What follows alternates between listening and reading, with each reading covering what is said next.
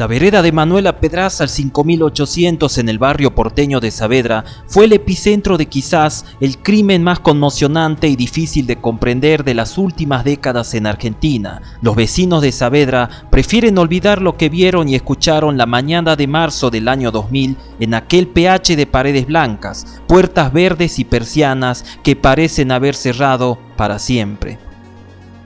La familia Vázquez era una familia muy normal como cualquier familia. Juan Carlos trabajaba hace ya casi 20 años en una ferretería en Villa Pueyrredón y su esposa Aurora Gamarra atendía el negocio que tenían en Lomas del Mirador, donde vivían y cuidaban a sus dos hermosas hijas, Gabriela y Silvina. La salud de Aurora empeoraba año tras año, padecía un cuadro agudo de diabetes y obesidad y falleció en el año 93, lo que representó un gran golpe para sus hijas y un quiebre emocional en la familia Vázquez. Con la muerte de Aurora, sus hijas no volverían a ser las mismas. Gabriela se hizo cargo del negocio, pero solo lo abría un par de horas o había días que ni siquiera lo abría. Dejó a su novio y empezó a frecuentar el mundo de la noche y las drogas. Por su parte, Silvina al tiempo comenzó a desarrollar esquizofrenia. Decía que podía tener premoniciones, leer la mente de las personas y hablar con la Virgen María. Juan Carlos no veía motivo para seguir viviendo en Lomas del Mirador. El negocio no iba nada bien y su trabajo le quedaba lejos. En el año 97 decidieron mudarse al barrio porteño de Saavedra, donde alquilarían una propiedad horizontal o más conocido como PH en Argentina, ubicado en la calle Manuela Pedraza al 5875. Desde allí ir a la ferretería no le quedaba lejos y a sus hijas la universidad tampoco. Silvina, de 21 años, con un promedio destacable, cursaba contador público en la Facultad de Ciencias Económicas, y Gabriela, de 26 años, diseño de imagen y sonido, pero al poco tiempo terminó abandonando la carrera y comenzó a buscar trabajo. Era el inicio del año 2000 y el cuadro de esquizofrenia de Silvina era más notorio. Hasta ese momento no había recibido ningún tipo de tratamiento ni medicación. Comenzó a oír voces y ruidos inexplicables en la casa, camas, objetos y cortinas que se movían solas, bombillas de luz que reventaban, el aroma del perfume que su madre fallecida usaba y, por último, el olor a muerto en toda la casa. Silvina fue sugestionando lentamente a su padre y a su hermana que algo malo había sucedido anteriormente en esa casa y que alguien más la estaba habitando además de ellos. Así que decidieron ir a hablar con el dueño de la propiedad para saber si en el lugar había sucedido algún crimen o si en el terreno hubo en algún tiempo un cementerio. Pero nada de eso había sucedido. Antes que los Vázquez ocuparan el inmueble, ahí funcionaba un taller de pulido de vidrio. No satisfecha con la respuesta del dueño de la propiedad y convencida que algo fuera de lo normal ocurría en la casa, Silvina solicitó ayuda en la parroquia Santa María de los Ángeles, ubicada en Manuela Pedraza y Rómulo Naón. El sacerdote le explicó que en el inmueble posiblemente rondaba un alma en pena y que debían purificar la casa con agua bendita y rezar mucho, como así también le sugirió asistir al Centro Alquímico Transmutar, donde podrían enseñarles rituales de protección contra las entidades malignas. Pero ¿qué es lo que era realmente o decía ser el Centro Alquímico Transmutar? Estaba presidida por su director Sergio Echeverri. No pertenecía a ninguna iglesia, pero estaba formada por cristianos que buscaban canales de comunicación con Dios. Vendía cursos para la renovación de energías positivas de la casa, rituales para hacer purificaciones personales y todo tipo de productos de santería. La menor de las hermanas se acercó al centro alquímico, donde presenció alguno de los cursos esotéricos y le creyó a su director Sergio Echeverri cuando le dijo que para que terminaran estos sucesos extraños y se extirpara el enigma que escondía la casa, toda la familia tenía que rezar la novena de purificación personal durante 9 días consecutivos al Arcángel San Miguel, rezar 7 Padre Nuestros, 7 Ave Marías y 7 Glorias. Todo esto con la menor cantidad de ropa posible para recibir de mejor forma las energías positivas, como así también les vendió 2 purificadores, uno que lo tenían que ingerir mediante un rociador para curar el alma y otro que debían esparcirse por todo el cuerpo, acompañado de cirios, velas e incienso para bañarse con el humo.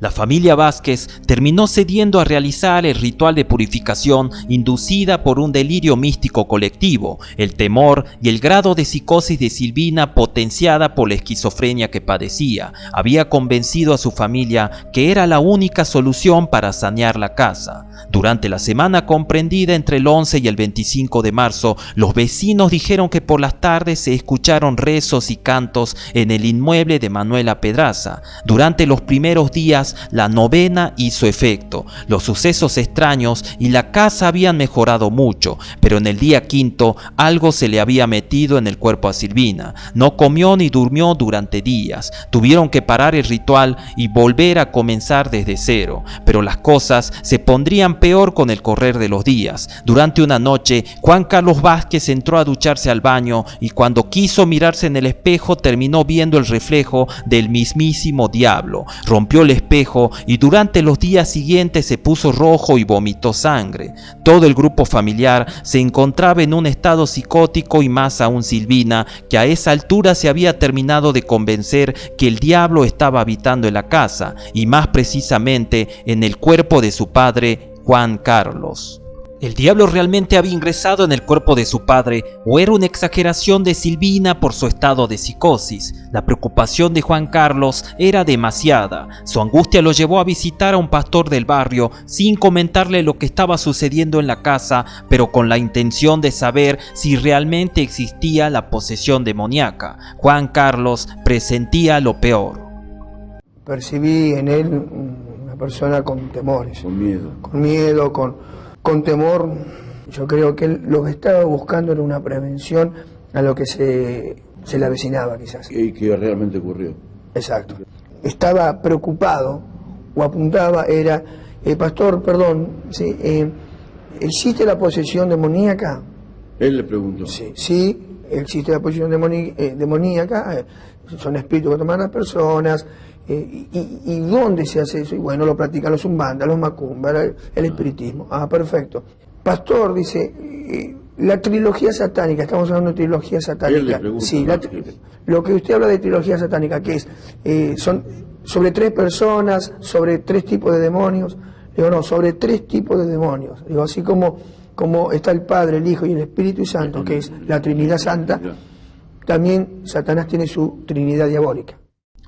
Adentro de la casa de los Vázquez parecía no haber horarios, ventanas cerradas y cubiertas con bolsas negras de consorcio, velas e incienso. Habían decidido romper los espejos de la casa, dar vuelta a todos los cuadros y vaciar la ropa de todos los placares. El miedo era tanto que durante las últimas noches Juan Carlos, Gabriela y Silvina durmieron juntos en la misma habitación de la planta alta, un colchón al lado del otro sobre el piso.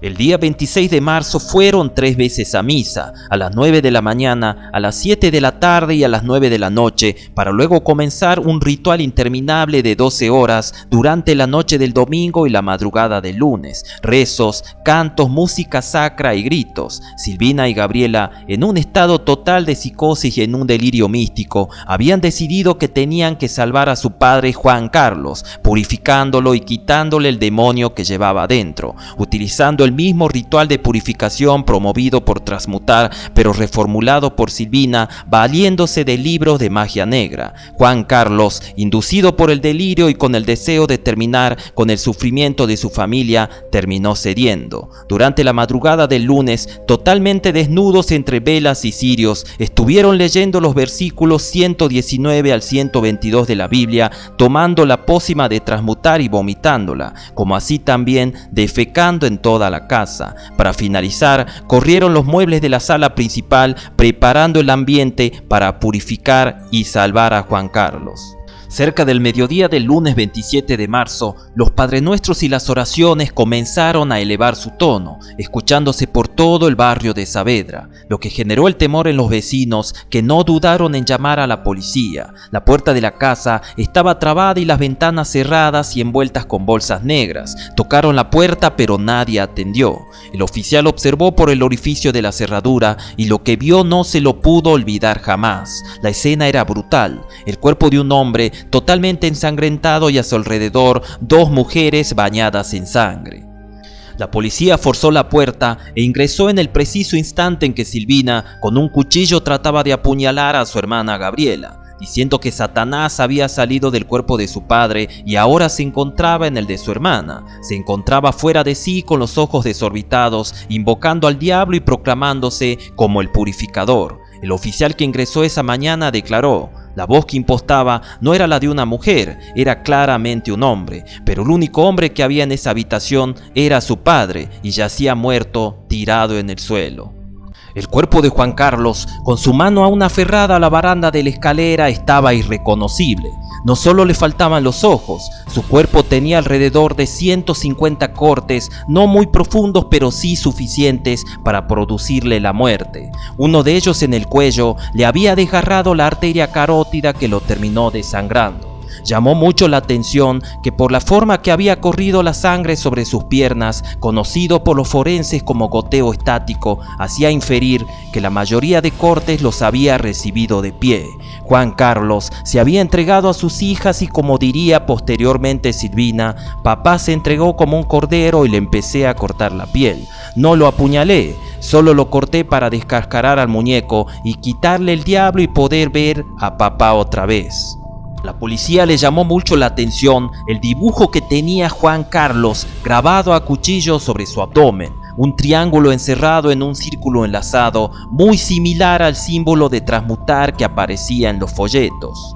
La escena que encontraron los policías en la casa de los Vázquez era tétrica. Sangre en las paredes, en el suelo, en los muebles, velas y vasos con agua distribuidos por toda la casa y detrás de las puertas, materia fecal, pis y vómitos en los pasillos y en el baño. Todos los espejos rotos, el agua que corría de las canillas abiertas en toda la casa, 3 colchones en una misma habitación, una Biblia ensangrentada con los versículos subrayados en el Salmo 120, folletos con los cursos y conferencias que se dictaban en Transmutar, como también la guía de pasos del ritual de purificación que tenía mucha similitud con lo sucedido esa noche, aunque en ningún lado incluía el cuchillo, la sangre y el sacrificio, pero todo lo demás se encontraba en esa guía. Se dijo también que los policías que ingresaron esa mañana vieron cómo las hermanas Vázquez escupían pedazos de carne que habían sido arrancados de la mejilla izquierda de Juan Carlos, o la sustancia viscosa que caía del techo, o también la descarga eléctrica que sintieron cuando las esposaron. No encontré fundamentos en estas declaraciones y creo que más bien son ideas surrealistas insertadas por la prensa amarillista del momento, basadas en famosas películas del cine del terror. Le habían sacado los ojos, le habían abierto la boca, lado a lado, le habían metido la mano en la boca, le abrieron la garganta también para sacarle el supuesto demonio que ellas decían. Es todo insólito, porque las chicas eran dulces, cariñosas con el padre. El padre era los ojos de las dos y el padre también. Es un redondel con un triángulo y un cuadrado atravesado que tiene el número 43. Que así, según un hombre que me contó ahí adentro, que se lo habían hecho al padre en el pecho. Y en la espalda se lo quisieron hacer de nuevo, pero se ve que no le alcanzó el tiempo o algo por el estilo. En cuanto fueron reducidas y tranquilizadas, las hermanas Vázquez, en calidad de detenidas, fueron trasladadas al Hospital Pirovano en Coglan, donde fueron sometidas a peritajes psicológicos y psiquiátricos.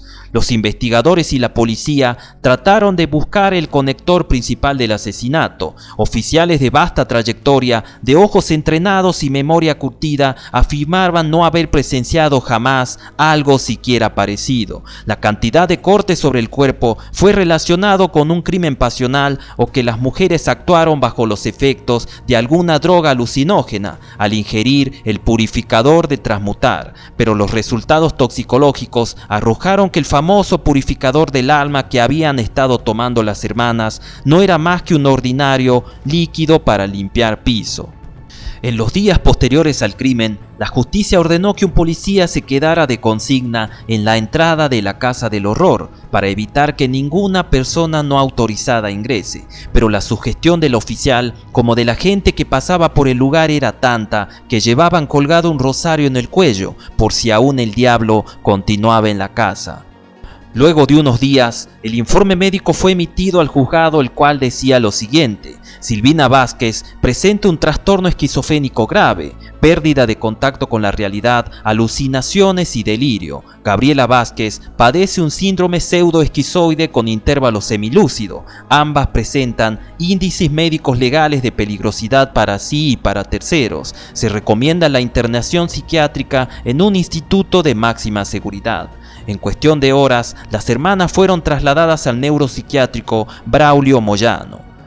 ¿Realmente las hermanas Vázquez tenían demencia o la habían fingido para asesinar a su padre y poder escapar de la pena de cárcel por el parricidio? ¿O hubo una secta satánica que había estimulado realizar el ritual sangriento? Una teoría que fue tomando más fuerza cuando el jueves 30 de marzo Silvina se despertó en el neuropsiquiátrico repitiendo Sergio, Sergio, aludiendo a Sergio Echeverri, director de Transmutar. El dato es uno de los que permiten a la Fiscalía sospechar vinculaciones de Echeverri con el caso, pero no era el único. El dibujo que tenía marcado Juan Carlos en el abdomen coincidía con el símbolo de Transmutar.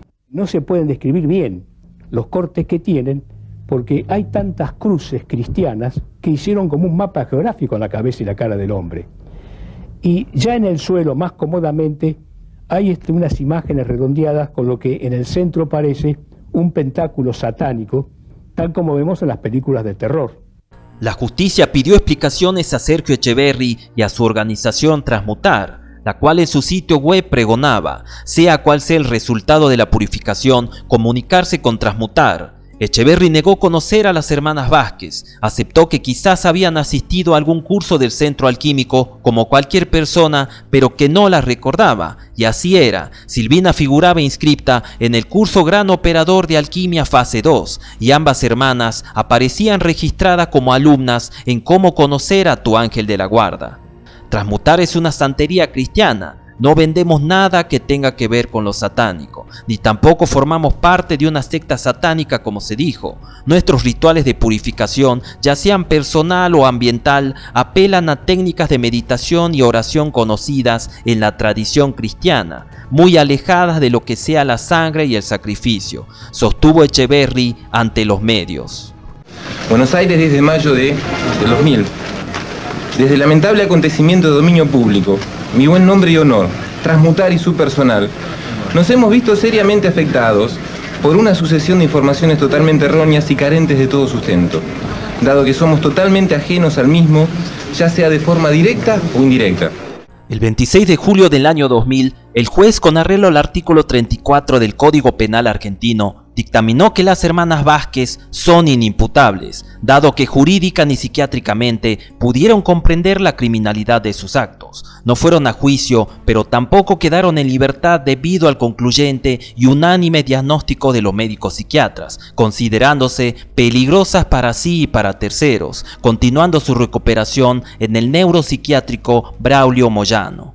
Se dio por hecho que la autora material del parricidio había sido Silvina, aunque legalmente no había forma de hacerle pagar una pena por un delito que no estaba en condiciones de entender. Gabriela, en tanto, fue sobreseída. Nunca se pudo comprobar si colaboró en el asesinato de su padre. Cuando la policía ingresó a la casa, la que tenía el cuchillo en su mano era Silvina, y no se encontraron huellas dactilares de Gabriela sobre el cuchillo ni material genético sobre el cuerpo de su padre, Juan Carlos.